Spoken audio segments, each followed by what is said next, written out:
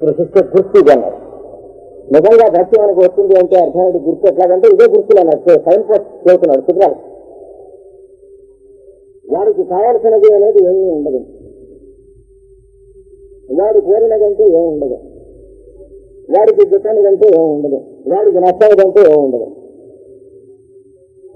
ప్రత్యేక అభిమానించేదంటూ ఏమి ఉండదు, మిత్రులు శత్రులు అనేటువంటి వాళ్ళు ఏమి ఉండదు. అందరూ భగవత్ స్వరూపులుగా ఉంటారు. తర్వాత వాడికి ఉన్నటువంటి అభిప్రాయములు మారవలసిన ఆవశ్యకత అవసరం ఎన్నడూ రాదు. ముందు ఉన్నటువంటి అభిప్రాయాలు ఇబ్బంది తీసుకొస్తే కదా తర్వాత మారాల్సిందే. నిజాంతగా వెళ్ళిపోతూ ఉంటాయి, మారేదేమీ లేదు. తర్వాత తృప్తి కాబట్టి ఏ విషయాన్ని గురించి వాడిని కదిలించినా తృప్తుడయ్యా. చివరికి శరీరం వదిలిపెట్టబోతూ ఉండగా ఏమండి మీకు ఏమైనా అసంతృప్తికరమైన విషయాలు ఉన్నాయా అని అడిగితే చిరునవ్వు నవ్వుతాడు. నేను పుట్టిందే సంతృప్తిలో, పెరిగింది సంతృప్తిలో, సంతృప్తిలో వెళ్ళిపోతున్నాను, నాకు అసంతృప్తికరమైనటువంటి విషయాలు ఏమిటున్నాయని చిరునవ్వు నవ్వుతాడు. అది తృప్తి భవతి నేను మాట్లాడుతున్నాడు. డిస్సాటిస్ఫైడ్ అవటం అనేది పరిస్థితులను బట్టి ఉండదు, మెంటల్ కాంప్లెక్స్.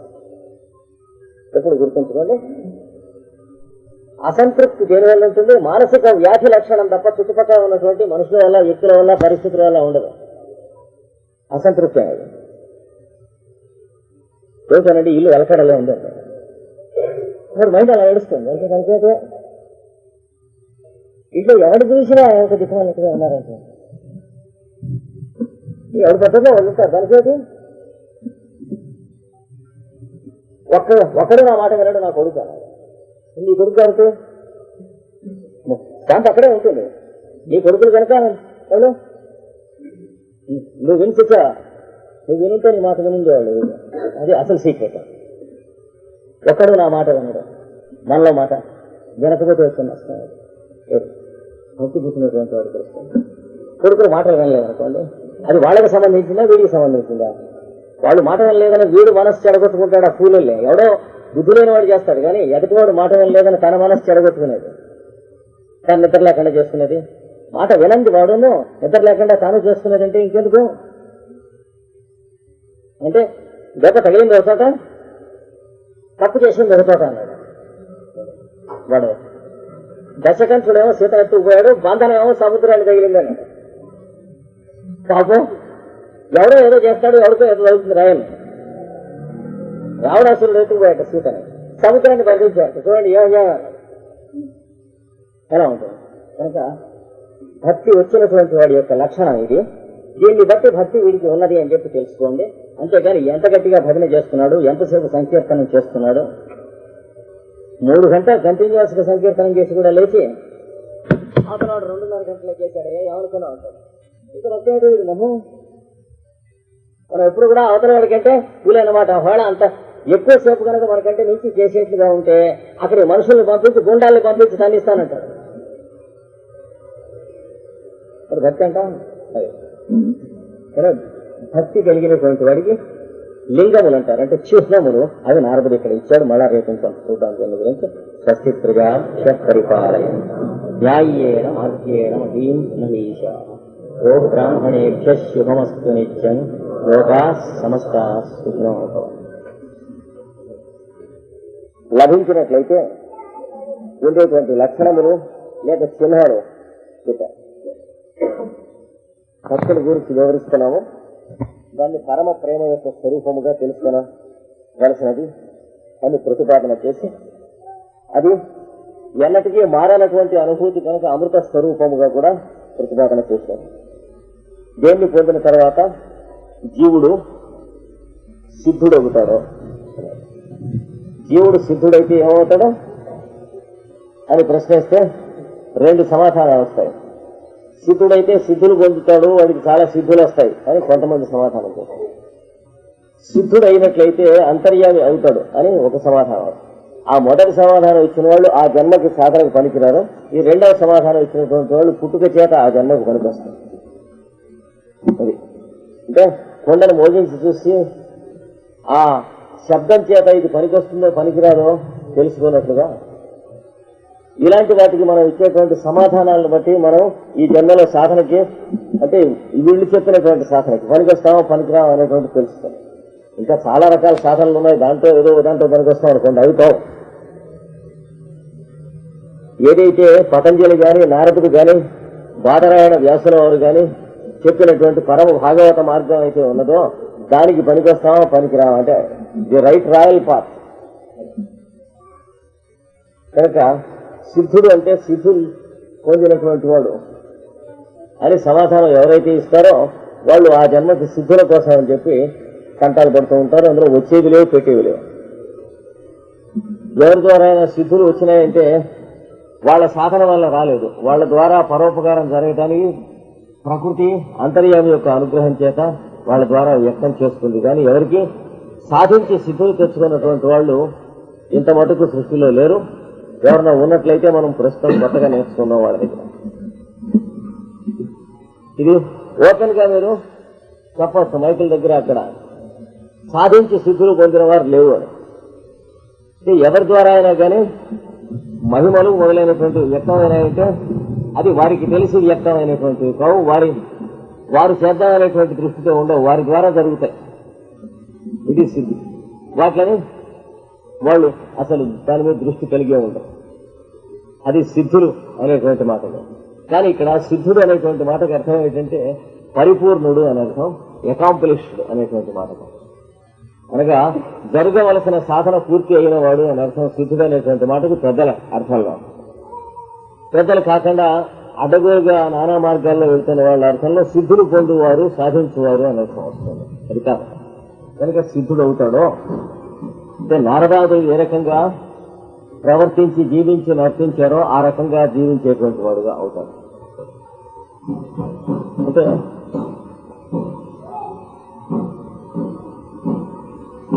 చూడండి, మీరు అధర్మం పక్షంలో యుద్ధం చేస్తున్నారు కదా, మేము ధర్మం కోసం యుద్ధం చేస్తున్నాం, ఇది మీరు అంగీకరిస్తారా అని భీష్ముని అడిగారు పాండవులు. అంగీకరించగా ఎవడైనా అంగీకరించాల్సిందే. దుర్యోధనుడైనా కాసేపు వాదిస్తే వాదించవచ్చు, కానీ అంగీకరించక గతి లేదు, అంగీకరించవలసిందే. అలాంటప్పుడు మేము ధర్మం వైపున యుద్ధం చేస్తున్నాం అంటే ధర్మరాజుకి రాజ్యం రావటం కోసం యుద్ధం చేయటం లేదు. ఎవరు రాజ్యం చేస్తే ప్రజలకు మంచిదో దానికోసం మేము చేస్తున్నాం. అందుచేత మీరు యుద్ధంలో ఎలాగో మా చేతిలో చావరు గనక ధర్మం కోసం మేము యుద్ధం చేస్తున్నాం గనక ధర్మం జయించేందుకు అంటే మీరు చనిపోవటానికి మీరు జయించడానికి మేము జయించడానికి మార్గం చెప్పండి అని అడిగారు. చూసాడు. అలా చెప్పిన భీష్ముడు సిద్ధుడు. అది సిద్ధుడు అంటే. సిద్ధుడు అనే మాటకు అర్థం ఏంటి? ఇంకోడైతే చెబుతాడా? ఆ చెప్పకపోవటానికి వాళ్ళకి ఏ అభ్యంతరం ఉందో వాళ్ళు సిద్ధులు కారణం. ఈ చెప్పడానికి భీష్ముడికి ఏ అభ్యంతరం లేదో వాడికి ఆ సిద్ధుడు అంటే వాడి శరీరం దగ్గర నుంచి ఏది కూడా వాడికి కావాలని లేదు. ధర్మ మార్గంలో జీవితం నడుపుకుంటూ వెళుతున్నాడు. కానీ తాను ధర్మ మార్గానికి వెళ్ళటానికి వీలు లేకుండా తనకి జీడంటుకున్నది. ఇప్పుడు చిన్నప్పటి నుంచి తాను పెంచుతూ వచ్చాడు ధృతరాష్ట్రుడిని, మరి పాండురాజుని. అందులో పాండురాజ్యం తానంతట తాను బుద్ధిపూర్వకంగా ఎక్కడికో వెళ్ళిపోయి పర్వతాల్లో అరణ్యాల్లో వైరాగ్య భావాన్ని పొందాడు. తర్వాత వీడు రాజ్యం తనకు తన పిల్లలకు రావాలనే పట్టుదల వీడు పట్టాడు. పట్టినప్పుడు వాడి మార్గం వాడికి దక్కింది, వీడి మార్గం వీడికి దక్కింది. అలాంటప్పుడు తన అదుపులోనూ తన రక్షణలోనూ ఉన్నటువంటిది తాను మొదటి నుంచి సంరక్షిస్తూ వస్తూ ఉన్నటువంటిది ధృతరాష్ట్రుడు, వాడి పిల్లలు. అలాంటిది మళ్ళీ పాండురాజు చనిపోయాక పాండవులు కూడా తిరిగి ఇక్కడికి వచ్చారు. వస్తే వాళ్ళని తను సపోర్ట్ ఇవ్వాలంటే వీళ్ళని విడిచిపెట్టాలి. కానీ ఈ రెండింటిలో ధర్మం తేలక ఉదాసీన భావం వహించి ఉండవలసి వచ్చింది కృష్ణుడు. అందుచేత ఆ ఒక్క కారణం చేతనే భీష్ముల వారు అవతారం కాలేకపోయినారు. ఎందుకంటే ధర్మం దగ్గరికి వచ్చినప్పుడు దాన్ని సంస్థాపనం చేసే ప్రవర్తన చేసేవాడు అవతారమూర్తి. ధర్మం దగ్గరికి వచ్చినప్పుడు మనం ఏం చేద్దాం వాళ్ళలాగా ప్రవర్తిస్తూ ఉంటే అని సర్దుకునేటువంటి వాడు మామూలు వాడు. లేకపోయినట్లయితే కృష్ణుడికి ఉన్న సామర్థ్యానికి కానీ, కృష్ణుడికి ఉన్నటువంటి యుద్ధ కౌశలానికి కానీ, కృష్ణుడికి ఉన్నటువంటి పాండిత్యానికి కానీ 10 రెట్లు ఉంది కృష్ణుడికి, తక్కువ లేదు. అది కృష్ణుడే చాలా పర్యాయాన్ని అంగీకరించాడు భారతంలో. ఆయన ముందు మనం పనికిరామన్నాడు. కానీ దేశానికి ఆయన పనికిరాడు, ఎందుకంటే ఆ పక్షంలో పోట్లాడుతున్నాడు కనుక ఆయన తలకాయ తీసేయాలి.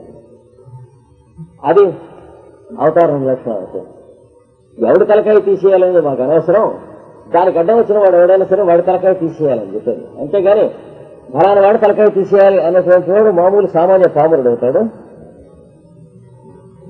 ప్రజలకు ఏది ధర్మమో దానికి అడ్డం వస్తున్నటువంటి వాడిని తలకాయ తీసేయాలంటే అంత పెద్దవారికి కూడా అంటే పెద్దవారు చిన్నవారనే ప్రసక్తి ఇక్కడ లేదు. వారు వధ్యుడు కనుక వారిని వధించాలి. అది అవతారం. అక్కడ భీష్ముడు అది అని ధృతరాష్ట్రుడిని విడిచిపెట్టలేకపోయాడు. ఎందుకంటే చిన్నప్పటి నుంచి నా పోషణలో ఉంటున్నాడు, ఎలా విడిచిపెట్టేది అన్నాడు. అలా విడిచిపెట్టకపోతే అలా ఉంటాను అన్ని తలకాయ లేకపోతున్నాడు.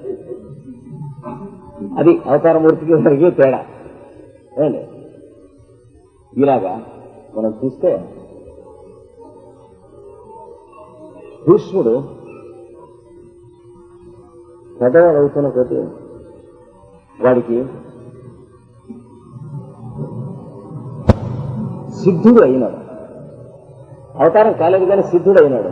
ఎందుకని జన్మ సార్థకత అనేటువంటిదా లేకపోయింది. అలాంటప్పుడు ఈ శరీరం ఉన్నా వెళ్ళిపోయినా ఒకటే. యుద్ధంలో ఎలాగో ఎవడు వెళ్ళిపోతాడో ఎవడుంటాడో ఎవడు చెప్పలేదు. అలాంటప్పుడు ఇప్పుడు మనం ఉంటాం అనేటువంటిది ప్రయోజనం కనిపించడం లేదు. అందుకని నేను ఇలా చనిపోతాను, ఇలా యుద్ధం చేస్తే చనిపోతానని చెప్పేసి మోడర్న్ క్రిటిక్ దృష్టిలో దుర్యోధనుడికి ద్రోహం చేయటం కాదా అంటే చేయడం, ధృతరాష్ట్రుడికి ద్రోహం చేయటం కాదా చేయటం. అంటే ఎవడు రాజో వాడికి ద్రోహం చేయటం కాదా? అవును. ఎవడు తను పోషిస్తున్నాడో వాడికి ద్రోహం. అక్కడ పొరపాటు పడుతున్నారు మోడర్న్ క్రిటిక్స్. వీడెవడో భీష్ముడిని పోషించలేదు. భీష్ముడికి రావాల్సిన రాజ్యం వీళ్ళు తింటున్నారు కనుక వాళ్ళు వీడిని పోషిస్తూ ఉంటే వీడు వాళ్ళని కూలద్రోయలేదు. వీడి రాజ్యం వాళ్ళు తింటున్నారు, వాళ్ళు ఇష్టం వచ్చినట్టు వాళ్ళు ప్రవర్తిస్తున్నారు, వాళ్ళ పాలసీలు. అందుకని అక్కడ ఈ ఆర్గ్యుమెంట్స్ అన్ని నేను సిద్ధుడు అనేటువంటి మాటకు అలాంటి భీష్ముడు సిద్ధుడైనాడు కనుకనే శరీరం ఉండటం శరీరం పోవటం అనేటువంటి దాంతో సంబంధం లేకుండా ఉన్నాడు. జరుగుతూ ఉన్నది. జరుగుతూ ఉండగా ఏదో ధర్మస్తతో జయ, ధర్మం ఎక్కడుందో జయం అక్కడికి ఎలాగూ వెళుతుంది. వీళ్ళు ఎలాగో ఈ ప్రశ్న అడిగారు, నేను అడగమని చెప్పలేదు వాళ్ళని, వాళ్లే వచ్చి అడిగారు. వచ్చి అడిగినప్పుడు నాకు తెలిసిన ముక్క నేను చెప్పాను. అయితే తెలిసినా చెప్పకుండా ఉండద్దా అని దుర్యోధనుడు అడిగాడు. అవుతాడు తెలిసినా చెప్పకుండా ఉండి నిన్ను రక్షిస్తూ నీ పక్షంలో ఉండవలసినటువంటి కారణాలు నీ దగ్గర ఏమున్నాయి? వాళ్ళ సంపద చూసి ఏడికి ఈర్ష్యతో ప్రారంభమైంది కదా. నువ్వు ఈర్ష్యతో ప్రారంభమైనటువంటి పాలసీతో ప్రారంభించు. పైగా నిలదీసి మాట్లాడినప్పుడు ఆయనంతటా వాడే దుర్యోధనుడు ఒప్పుకున్నాడు కృష్ణుడితో. జ్ఞానావి ధర్మం నచమే ప్రవృత్తి. మీరందరూ ఏది ధర్మం అని చెబుతున్నారో అది మీరు ఎరుగున్నంత నేను ఎరుగును, కానీ దాని మీద నాకు నమ్మకం లేదు. ఎరగని వాడు కాడు భీష్ముడు గాని, వేదవ్యాసులు గాని, ద్రోణుడు గాని, కృష్ణుడు గాని, మిగతా ఋషిపుంగవులు గాని, పెద్దలు గాని, వీళ్ళందరూ ఏది ధర్మం అని చెప్పి తెలుసునో దాని చరమం హయ్యెస్ట్ అన్ని వీరికి తెలుసు. మీకు తెలిసినవన్నీ నాకు తెలుసు, తెలియకనే మాట్లాడటం లేదు. కానీ మీరు ధర్మం అని దేన్ని పిలుస్తున్నారో దాన్ని మీరు నమ్ముతున్నారు, దాని మీద నాకు నమ్మకం లేదు.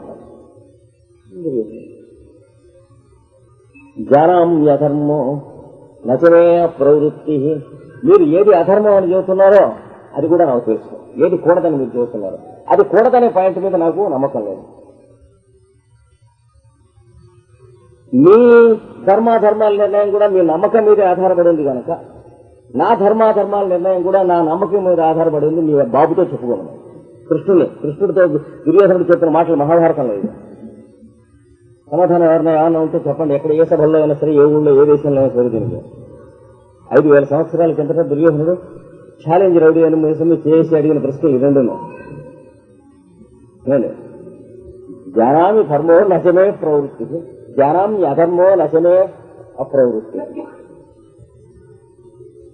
అంచేత ఊరికి ఉపన్యాసాలు కాబట్టి వాళ్ళు మిగతా వాళ్ళందరూ ఇవి అన్నారు.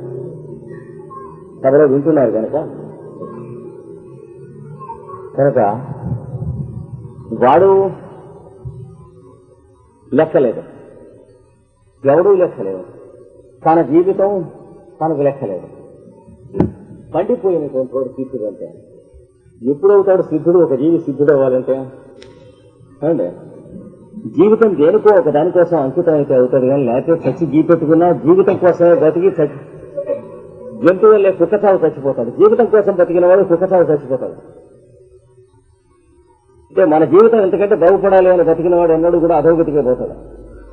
జీవితం గారికి కావాల్సింది జీవితం దేనికి వినియోగించాలో అలాంటి ఇంకొక వస్తువు ఏర్పడాలి.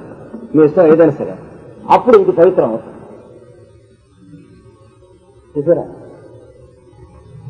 ఇప్పుడు కొంచెం సూక్ష్మం విషయం మనకు అర్థం. క్యాండిల్ చూస్తాం మనం పోవచ్చు, చూస్తే ఇందులోంచి వచ్చి బయటకు వస్తుంది. ఇందులో ఎంత మైనం ఉన్నది అనేది లెక్క కాదు. ఇక్కడ వెలిగించేటప్పటికి ఈ మైనం ఎలా కలిగి వినియోగపడుతూ ఉన్నది అది లెక్క. ఇది జీవితం లాంటిది. ఇది పరమావధి తాను ఏర్పాటు చేసుకునేటువంటి గోల్ లాంటిది. దీన్నే పతంజలి ఏమన్నాడు? జీవితం మొత్తం అంతా కూడా ఒక పక్కకి ఏర్పాటు చేసుకోమన్నాడు కదా. ఏకాగ్రత అని పేరు పెట్టాడు కనుక ఇక్కడ అంటిస్తే దీంతో ఉన్నటువంటి మైనానికి ఏకాగ్రత వస్తుంది కానీ లేకపోతే ఎక్కడున్న మైనానికి అగ్రం అక్కడే ఉంటుంది. మైనం అంతా అణువులో ఉంటుంది, ఈ అణువు అగ్రం దాంట్లోనే ఉంటుంది. ఈ అగ్రమే కదా బహుగ్రహం, ఈ అగ్రం అనేటువంటిది. కనుక జీవితానికి ఒక ఫ్యూజన్ అంటే కరగుట జరగాలి. కరుగుట జరగాలంటే ఒక వెలుగుట జరగాలి. వెలుగుట జరిగిన చోట వేడిమి తప్పదు, అంటే సాధన.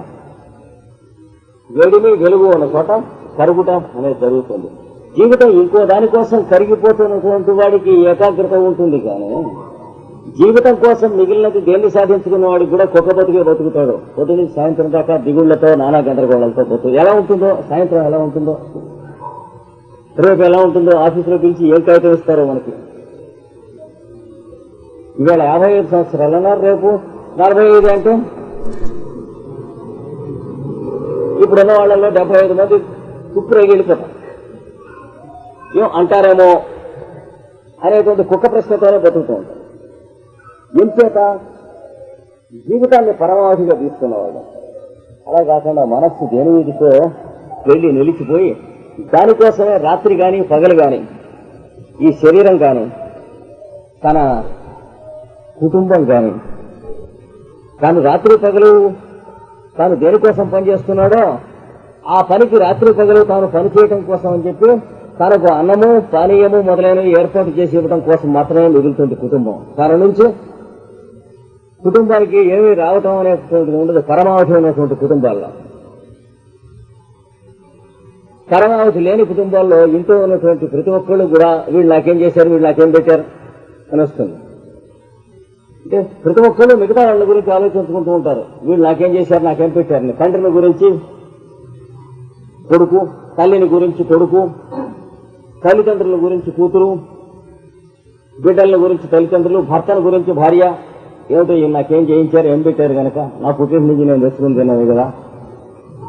భర్తకి ఏముంటుంది, వీళ్ళు నాకేం చేసింది, ఏం తెచ్చింది తన పుట్టింటి నుంచి, తను తెచ్చుకునేది తనే అమ్ముకొని తింటుంది కదా. నేను తెచ్చినటువంటి సంపాదనతో వీళ్ళు జీవిస్తున్నారు కదా, వీళ్ళు నాకేం ధరించారు అని వీడు. అంటే ఉన్నవాళ్ళంతా మలంలో నులుపురుగుల్లాగా ఒకడికి సంబంధం లేకుండా లోకలు ఆడిపోతాం. ఇది పరమావధి లేని కుటుంబంలో. డబ్బుంటే తండ్రి చనిపోబోతూ శ్వాస పైకి ఎక్కువస్తూ ఉంటే నాకెంత ఇచ్చాడు, నాకేం ఇచ్చాడు అంటే కొడుకులు చుట్టూ ఉండి ఏమిటి ఆలోచిస్తారు, ఏం రాశారు కాగితం చూస్తున్నాం కదా కుటుంబాల్లో. నాకేం చేశారు, నాకేం ఇచ్చారు, మరి ఉన్న గోల్డ్ ఎలా పంచారు. తండ్రికి డబ్బుగా ఉందని తెలిసేటప్పటికి స్పెషల్ కార్ చేయించుకుని భర్త తాను మెడ్రాస్ నుంచి వెళ్ళింది కోనసీమకి ఆవిడ. అదంతా వేస్ట్ అని తెలియదు, అక్కడికి వెళ్ళేది కానీ వెళ్ళిపోయినాడు. వీళ్ళు వెళ్ళిందాక ఆ స్వామి ఉండలే. వెళ్ళిపోతే అక్కడ బంగారం ఎలా రాశారు పిల్లలకి అంటే బంగారం అసలు ఎక్కడిదన్నారు. అప్పుడే అయిపోయింది, వెళ్ళిపోయింది. కోనసీమ మరి మజాఖానా.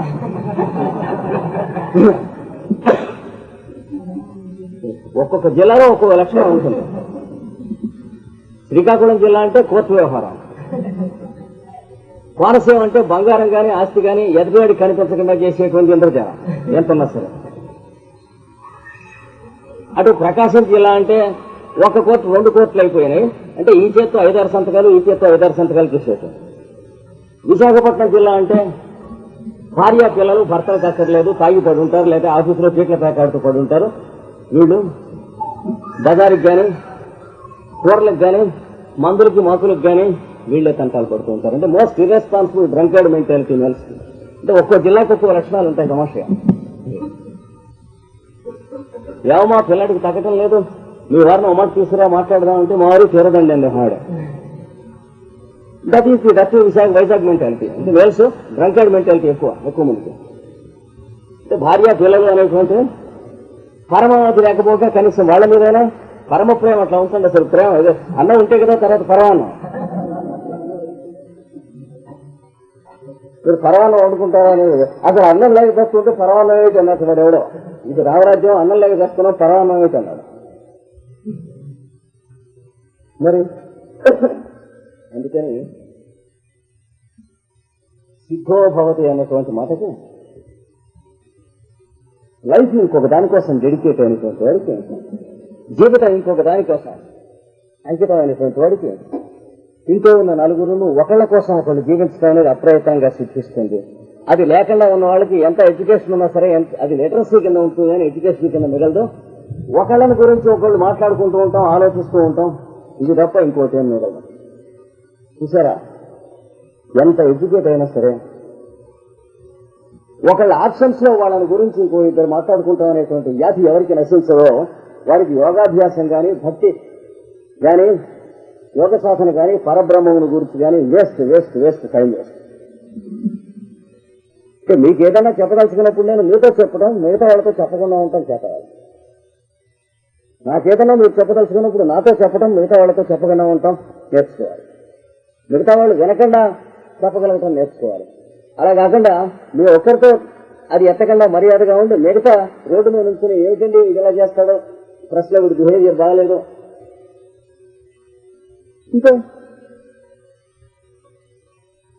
అంటే ఈ జన్మకు అలాంటివి మాట్లాడినవాడు కానీ, అలాంటివి కుతూహలపడినవాడు కానీ, అంటే విన్నవాడు కానీ అది కట్ చేయాలి. చెప్పడం ఈ సాధన కావాల్సినటువంటి వాడు ఎవడన్నా థర్డ్ పర్సన్ గురించి తన యాబ్సెన్స్ లో ఉన్నటువంటి వాడి గురించి మాట్లాడుతూ ఉంటే అక్కడికి కట్ చేయాలి.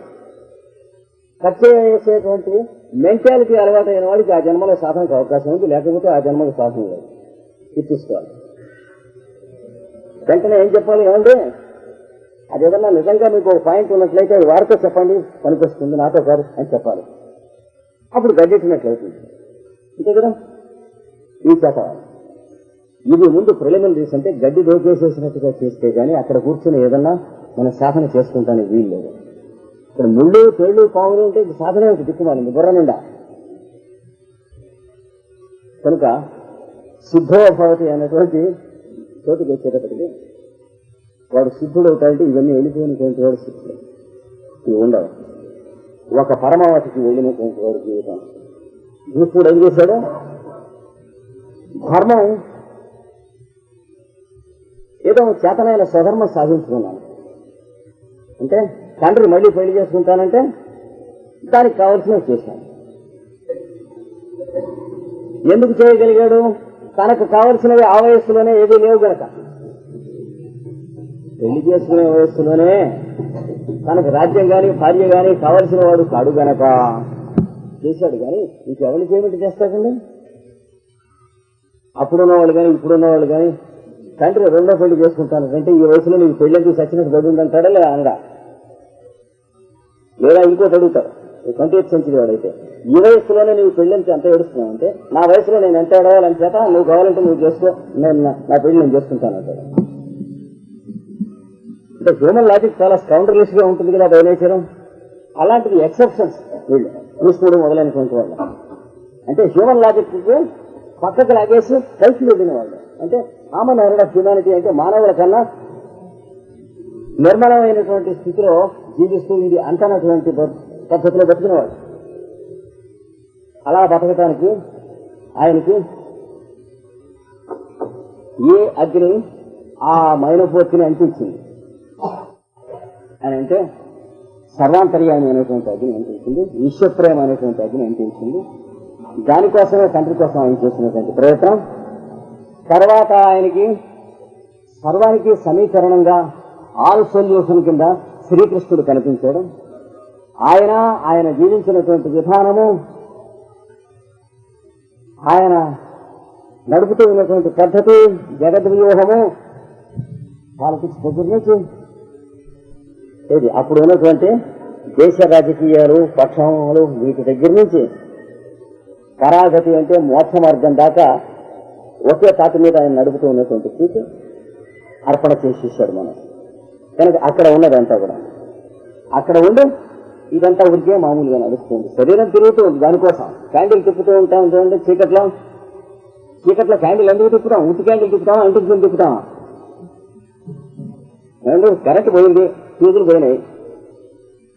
ఇండియన్ పవర్ కదా, ఫ్యూజులు పోయినాయి కనుక అగ్గిపుల్లం తీసాం, క్యాండిల్ వెలిగించాం. ఫ్యూజు వేయటం కోసం అని చెప్పి వెతుకుతూ క్యాండిల్ పుచ్చుకుని తిప్పుతాం. అంతేంతని క్యాండిల్ పుచ్చుకుని ఎవడన్నా మంగళ తిప్పుతాడు ఆ చీకట్లో? అంటే క్యాండిల్ దేనికోసం తిప్పుతున్నాడు? క్యాండిల్ కోసం తిప్పట్లేదు, దానిపైన ఉన్న మంట కోసం తిప్పుతున్నాడు. జీవితంలో ఉన్న రహస్యాలు మనం గ్రహించాలి. ఏం జరుగుతుందో మన జీవితంలో. ఆ మంట కోసం ఎలా అయితే క్యాండిల్ అంతా కూడా బరువు పుచ్చుకుని మనం తిప్పుతామో, అలాగా దీనికోసం ఈ శరీరాలు నడిచిపోతూ తిరుగుతూ ఉంటాయి. ఆయుర్దాయం అనేటువంటిది అలా ఆ స్థితిలోకి వచ్చిన వాళ్ళకి తెలుస్తుంది. ఈ శరీరం కానీ, వీటి ఆయుర్దాయాలు కానీ, దీనికి కావాల్సిన అన్నవస్త్రాలు కానీ, వీటికి ప్రాముఖ్యం ఏమీ లేదు, దీనికోసం ఏమీ ఉంటున్నాం. ఆ స్థితి ఎప్పుడైతే వచ్చిందో వీళ్ళు చేసేటువంటి పని, ప్రతి పని అందు కూడా మనం చేసిన కంటే ప్రత్యేకత ఉంటుంది. ఆ ప్రత్యేకత ఏమిటి అంటే ఒక కళ ఉంటుంది, ఒక తడుపు ఉంటుంది, ఒక బెడుకు ఉంటుంది, ఒక ఆకర్షణ ఉంటుంది. అదే పని మనం చేస్తే ఏం ఆకర్షణగా ఉంటుంది, అదే పని వాడు చేస్తే ఆకర్షణగా ఉంటుంది. ఇంకా కాస్త మనకు బోధపడాలంటే ఉదాహరణ చూద్దాం. మనం ఊరికి వెళ్తున్నాం, అక్కడికి ఫోన్ చేసే స్టేషన్కి వెళ్ళాం. రైలు ఎప్పుడు వస్తుంది, 5 నిమిషాల్లో వస్తుందంటే. వెళ్ళిన తర్వాత 5 నిమిషాల్లో రావటం లేదు, 150 నిమిషాల్లో వస్తుంది అన్నాడు అనుకోండి. మధ్యలో ఏదో ఇండియాలో అట్లాంటి పెద్ద ఆశ్చర్యం లేదు కదా. అయినప్పుడు మనం స్టేషన్లో కూర్చున్నాం, 5 ఎలా కూర్చుంటాం? మామూలుగా కుటుంబంలో ఉన్న 5 శవజాగరణం చేస్తున్నట్టు కూర్చుంటారు. రైలు ఆలస్యం అయితే ప్రయాణికులు మొహాలు ఎట్లా ఉంటాయి? ఫోటో తీస్తే శవం దగ్గర రాత్రి తెల్లవాళ్ళు కూర్చున్న వాళ్ళ మొహం ఫోటో తీస్తే 2 అలాగే ఉంటాయి. ఇంకా రాదేంట్రా ఈ రైలు అని వాళ్ళు ప్రయాణమే చేస్తున్నారు. వాళ్ళ కుర్రాడు ఒకడు ఉన్నాడు, 7 ఏళ్ల వాడు ఈ 150 నిమిషాలు ఏం చేస్తున్నాడు? అటు నడుస్తున్నాడు, ఇటు నడుస్తున్నాడు, సిగ్నల్ ఇస్తున్నాడు. ఎందుకో ఎర్ర లైట్ వెలిగింది, కొత్త లైట్ వెలిగింది, రైట్ వస్తుంది, రైలు వస్తుంది అని అడుస్తుంది. అంటే ఈ 150 నిమిషాలు వీళ్ళు ఏడుస్తూ వెయిట్ చేస్తున్నారు, వాడు నవ్వుతూ వెయిట్ చేస్తున్నాడు. ఇంతే కదా తేడా ఏమండి? వెయిట్ చేయడం ఎలాగ తప్పదా? ఎలాగ తప్పనప్పుడు ఏడుస్తూ వెయిట్ చేయడం కదా. ఆ మొహాలు అలాగా సాగు పెట్టిన గాడిదలల్లే పెట్టి కూర్చుంటా ఉంది. కానీ ఈ పాయింట్ తప్పడానికి చాలా టైం పడుతుంది మనకి. రైలు ప్రయాణంలో కుర్రవాడి మొహానికి వీళ్ళ మొహానికి ఏ తేడా కనిపిస్తుందో దాన్నే ఆ తలుకని, ఇందాక నేను చెప్పిన ఆ కాంతిని, ఆ కళని అంటారు. దాని పేరే భక్తి.